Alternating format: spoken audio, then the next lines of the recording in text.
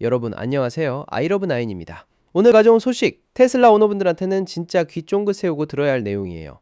특히 HW3 탑재 차량 타고 계신 분들, 지금 이 영상 꼭 끝까지 봐주세요. 오늘 영상이 도움이 됐다면 구독이랑 좋아요, 알림 설정까지 눌러주시면 저한테 엄청난 힘이 됩니다. 자, 그럼 바로 시작할게요. 테슬라 차량을 구입할 때 FSD, 즉 풀 셀프 드라이빙을 함께 구매하신 분들 많으시죠? 근데 HW3, 그러니까 하드웰 3가 탑재된 차량을 갖고 계신 분들한테는 요즘 이게 정말 속 터지는 상황이에요. 왜냐고요? 테슬라가 FSD 업데이트를 계속 밀어붙이는데 HW3 차량의 마지막으로 올라온 업데이트가 FSD V1.6.4거든요. 그게 벌써 약 13개월 전 얘기예요. 무려 1년이 넘도록 HW3 오너들은 최신 업데이트를 못 받고 있는 거죠. 그것도 V1.6, 4 자체가 완전히 새로운 버전이 아니라 그 이전 버전의 소소한 개선판이었다는 점에서 사실상 체감 업데이트는 훨씬 더 오래됐다고 봐야 해요. 그러는 사이에 테슬라 AI팀은 FSD V14라는 훨씬 더 진보된 버전을 개발했는데요. 문제는 이 V14가 HW3에는 올라가질 않는다는 거예요. 기술적으로 안 된다는 거죠. 테슬라 측에서는 2026년 여름에 HW3용 FSD V14 라이트 버전을 준비하겠다고 밝히기는 했어요. 근데 여기서 라이트라는 단어가 굉장히 중요해요. 라이트 버전이라는 건 결국 뭔가를 잘라냈다는 뜻이거든요.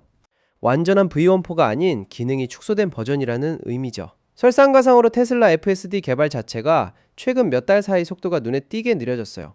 그 이유는 회사 전체 역량이 로보택시와 무감독 FSD, 즉 사람이 개입하지 않아도 되는 완전 자율주행 개발에 집중되고 있기 때문이에요. 로보택시 서비스 출시를 위한 준비에 모든 인력과 자원이 몰리다 보니 상대적으로 구형 하드웨어를 위한 최적화 작업은 뒷전으로 밀릴 수밖에 없는 구조인 거예요. 결국 HW3 오너들 입장에서는 나는 FSD 비용까지 다 냈는데 왜 나만 이러고 있어야 해? 하는 불만이 쌓일 수밖에 없는 상황이에요. 자, 그럼 기술적으로 왜 이게 불가능한지 한번 제대로 뜯어봐요. HW3가 AI4보다 성능이 떨어진다는 건 다들 알고 계시잖아요. 근데 여기서 많은 분들이 오해하시는 게 연산 속도가 문제겠지 라고 생각하시는데 사실 가장 핵심적인 병목은 따로 있어요. 바로 메모리예요. 현대의 거대 신경망을 실시간으로 돌리려면 엄청난 양의 작업 메모리가 필요해요. 챗GPT 같은 대규모 언어 모델, 즉 LLM에서는 이 작업 메모리를 KV 캐시라고 불러요. KV는 키밸류의 약자인데요. 여러분이 챗GPT랑 대화할 때 AI가 앞에서 나눈 대화 내용을 전부 기억하고 맥락을 유지하면서 답변을 내놓잖아요. 매번 대화를 처음부터 다시 읽는 게 아니라 이 KV 캐시에 대화 맥락을 저장해두고 거기서 꺼내 쓰는 거예요. 그런데 테슬라 FSD도 사실 이것과 굉장히 비슷한 원리로 작동해요.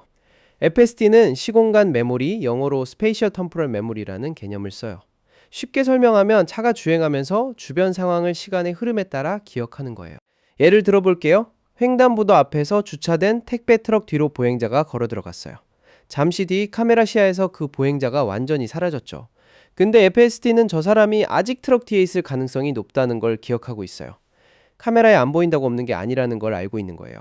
이런 판단이 가능한 이유가 바로 시공간 메모리, 이 시간 흐름에 따른 맥락 기억 덕분이에요. FSD가 더 똑똑해질수록 이 시공간 메모리 캐시는 점점 더 커질 수밖에 없어요. 더 많은 상황을 더 오랫동안 더 정밀하게 기억해야 하니까요. 근데 H2+3의 램은 한정되어 있고 최신 FSD가 요구하는 메모리 크기는 그 한계를 훌쩍 넘어버린 거예요.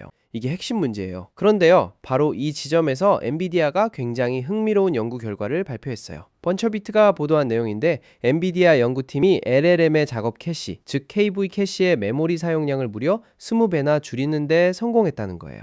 20배요. 숫자만 들어도 어마어마하죠. 근데 여기서 진짜 중요한 포인트가 있어요. 이 기술인 모델의 가중치, 영어로 weight라고 하는 AI의 핵심 지식 체계 자체는 전혀 건드리지 않았다는 거예요. 모델 구조는 그대로 두고 오직 실시간 작동 중의 메모리 사용 방식만 바꾼 거예요. 이 기술의 이름은 KV 캐시 트랜스폼 코딩, 줄여서 KVTC라고 해요. 이름만 들으면 복잡해 보이는데 원리 자체는 사실 우리가 이미 익숙하게 알고 있는 개념에서 가져온 거예요. 바로 JPEG 같은 미디어 압축 기술이에요. JPEG 이미지를 떠올려 보세요. 사진 원본을 JPEG로 저장하면 파일 크기가 확 줄어들잖아요. 근데 사진을 열어보면 완전히 망가지지는 않았죠. 사람 눈에 덜 중요한 정보를 집중적으로 압축하고 중요한 정보는 최대한 살리는 방식으로 용량을 줄이는 거거든요. KVTC가 바로 이 개념을 AI의 작업 메모리에 적용한 거예요.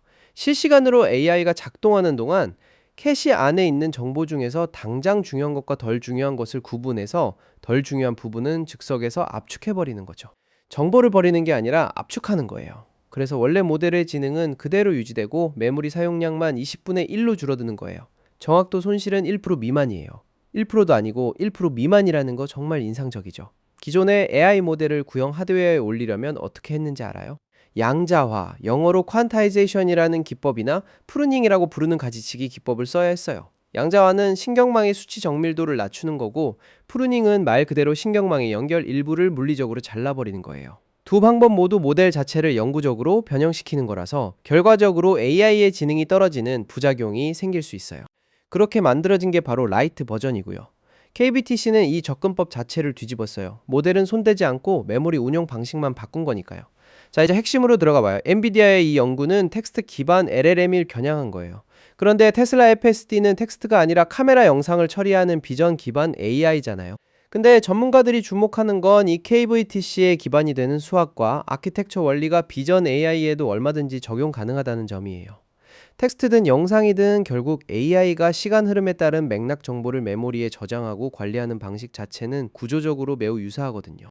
만약 테슬라 오토파일럿 엔지니어링 팀이 FSD의 시공간 메모리에 KBTC와 유사한 동적 메모리 희소화 기법 혹은 변환 코딩 방식을 적용한다면 어떻게 될까요? 차가 최근에 주행하면서 인식한 주변 환경의 영상 메모리를 실시간으로 고도로 압축해서 저장하게 되는 거예요. 그러면 동일한 HW3 하드웨어에서 훨씬 적은 VRM으로 동일한 양의 맥락 정보를 처리할 수 있게 되고, 결과적으로 확보된 메모리 공간에 더 크고 강력한 신경망 모델을 올릴 수 있게 되는 거죠. 지금 테슬라가 V14를 못 올리는 핵심 이유가 메모리 부족이에요. 그 메모리 문제를 KVTC식 압축 기법으로 해결한다면 신경망의 파라미터 수를 억지로 줄이지 않아도 되는 거예요. 수백만 개의 신경 연결을 잘라내는 시계 프루닝 없이도 V14를 HW3에서 돌릴 수 있게 되는 시나리오가 생기는 거예요. 쉽게 말하면 V14 라이트라는 이름으로 지능을 대폭 깎은 버전을 출시하는 대신 원래 V14의 핵심 엔드-투-엔드 주행 논리는 그대로 살리면서 메모리 운용만 초효율적으로 바꾼 버전을 HW-Ace 있다는 거예요. 물론 현실적인 이야기도 해야 해요. HW3는 분명히 노후화된 실리콘이에요. 이건 부정할 수 없는 사실이에요.